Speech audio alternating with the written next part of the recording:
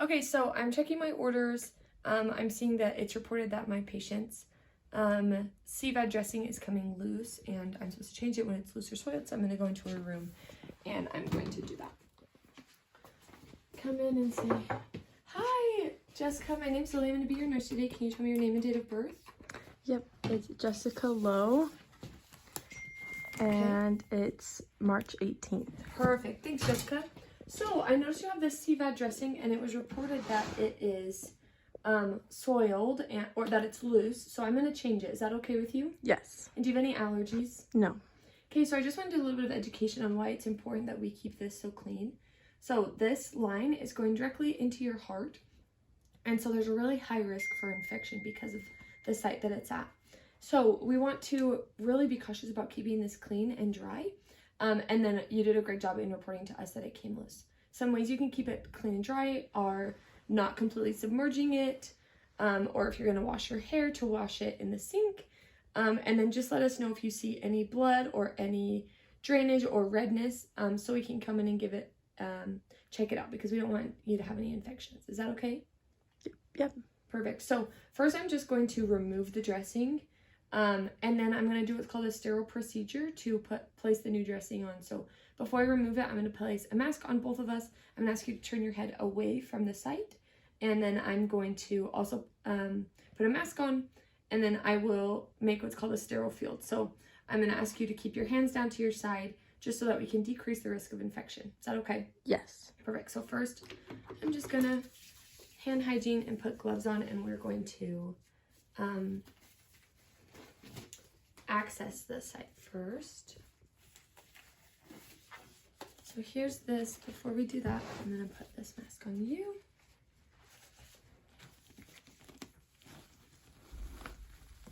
Great, and have you turn your head away. Perfect, thank you. And I'm going to put a mask on myself.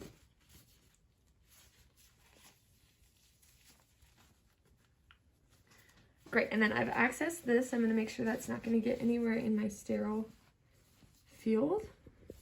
And I'm going to remove these.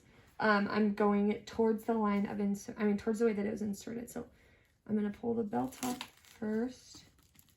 Being careful with our lines. Great.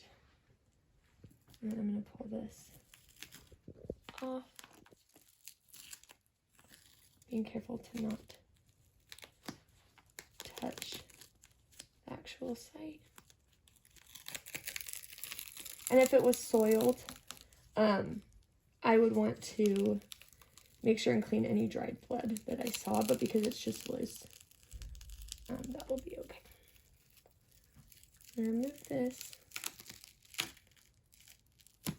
Perfect, and then I would discard this in the biohazard bin if needed. Perfect, so now it is all exposed, and I would also tell my patient to not be speaking right now so we're not breathing over her site.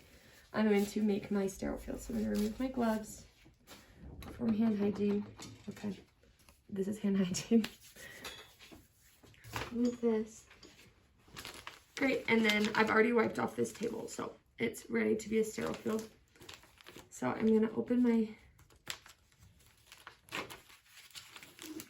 this up, place that on. Great, and then I'm going to open these so that the package is ready.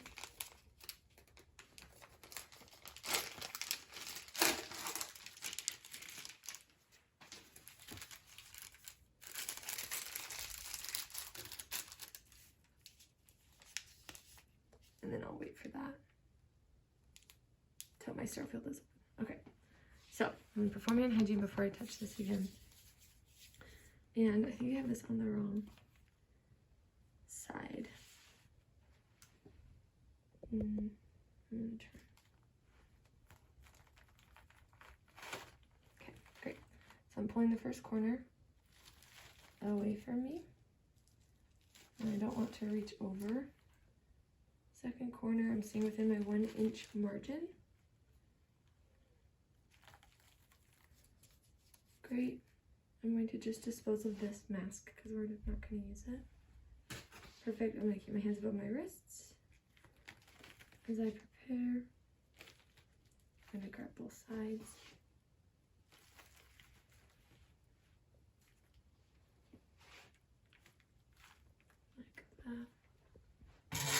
this way so it's not touching. Be careful to not. Now we're not going to use these gloves, so I'm just going to go in and remove them. Perfect. Now I can open my dressing site.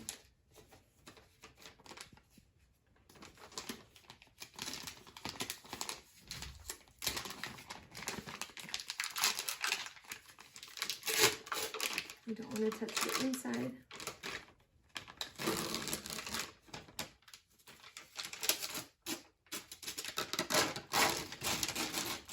And I'm just going to drop this into my sterile field.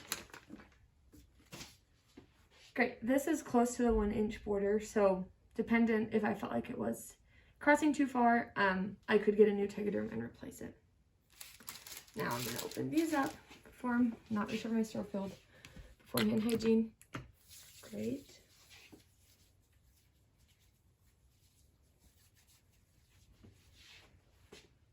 Now being careful with my gloving.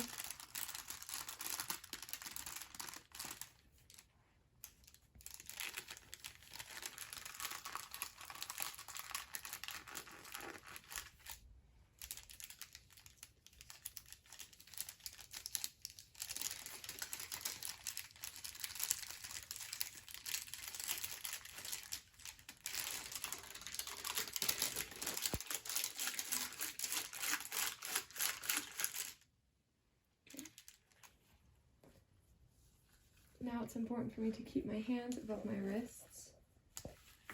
Above my waist. Now that I have sterile gloves on. Work my way under.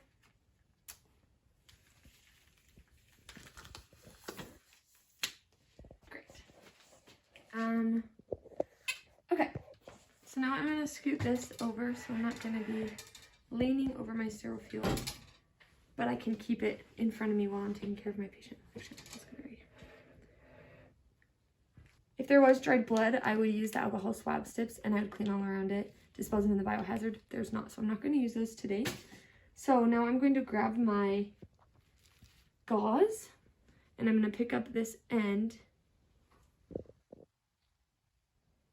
that is not sterile so we can clean all around it. I would pop this if it was real life because it's a mannequin. I'm not going to. I'm going to clean all the way around for 30 seconds, making sure I'm going vertically and horizontally. So let me look at the time. I've popped it and we're cleaning all the way around for 30 seconds. I want to be really cautious that I'm getting everywhere that the dressing is going to cover so we can keep that sterile and keep it all clean. Oh, we're still scrubbing.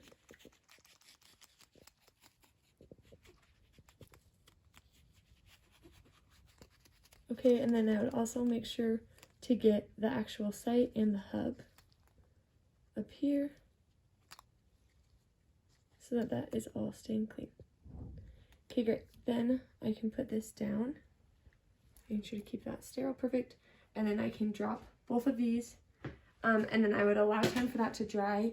Per hospital protocol, I also could apply skin protectant and allow that to dry. We're not doing that today. So now, while that's drying, I can prep my gauze.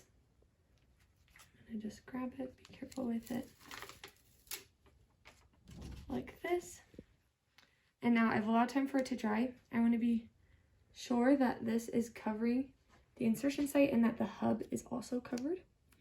So we're going to put this in like this way so that we can get both covered. So we're going to place it down.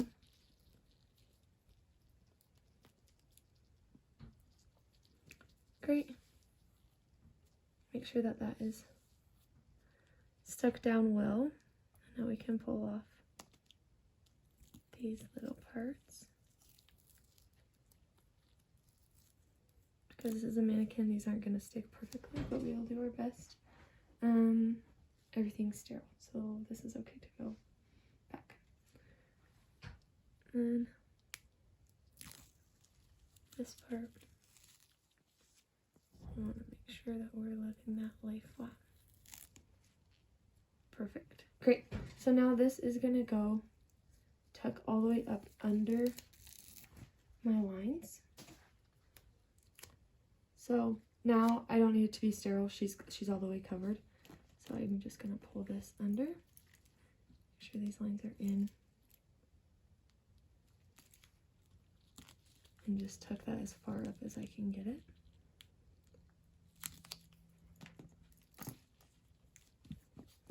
Great. And now we can place this one over. And this one has a place for initials, but I'm going to fill out the other one. So we'll just use this one to go over. Now I can remove my gloves and I will fill out the label for my patient from hand hygiene. Great.